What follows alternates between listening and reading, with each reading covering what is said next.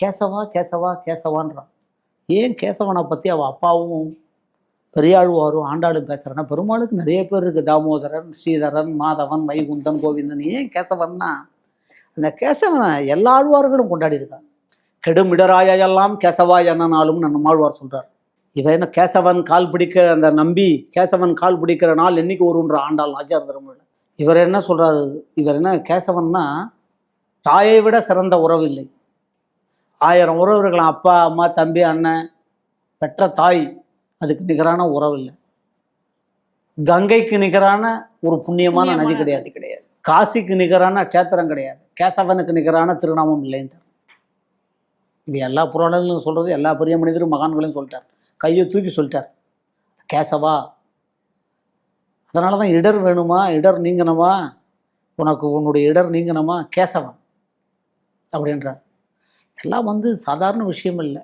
எல்லாத்தையும் அவள் அப்பாட்டேருந்து கற்றுன்னு இருக்கா. இது எல்லாமே ஒன்று ஒன்று. அப்போ நீங்கள் ஒரு எதுக்கு நான் சொல்கிறேன்னா, இப்போ நம்ம கல்யாணம் ஆண்டாள் வாழ்ந்த காலம் என்ன, 8ஆம் நூற்றாண்டு, 2025 இப்போ கூட எங்கேயாவது நம்ம இதில் கல்யாணம் நடந்ததுன்னா, ஆண்டாள் கொண்ட அந்த கிளி, அவளை மாதிரி ட்ரெஸ்ஸு, அவளை மாதிரி இது, அந்த வாரணமாயிரம் சொல்லாமல் எங்கேயாவது நடக்கிறதா? அந்த சீர்பாட்டுன்னு பேர். இதுக்கு என்ன சொல்கிறாங்க, இதுக்கு என்ன சொல்கிறாங்க, இந்த வாரணமாயிர சோழ வளம் செய்துன்னு அந்த 10 மத்தளம் கொட்ட வரி சங்கம் நின்றுத அம்மி மிதிக்க, அம்மி மிதிக்கிறதுன்னு கால் எடுத்து வச்சு காசி யாத்திரைங்கிறான். இது எல்லாத்துக்கும் ஃபவுண்டர், பிரசிடென்ட்டு, நிறுவிய தலைவர், நிறுவன தலைவர்னு ஆண்டாள் தான். நம்ம எந்த காப்பிரைட்ஸும் அவளுக்கு கொடுக்கறது இல்லை. நம்ம காப்பிரைட்ஸ் கொடுக்கணுன்னா அவள் இதெல்லாம் பண்ணால், இந்த சமூகம் நன்றாக இருக்க வேண்டும், இந்த நாடு கலாச்சாரத்தோடையும் பண்பாட்டோடையும் இருக்க வேண்டும், இதையெல்லாம் அனுபவிங்கன்றா.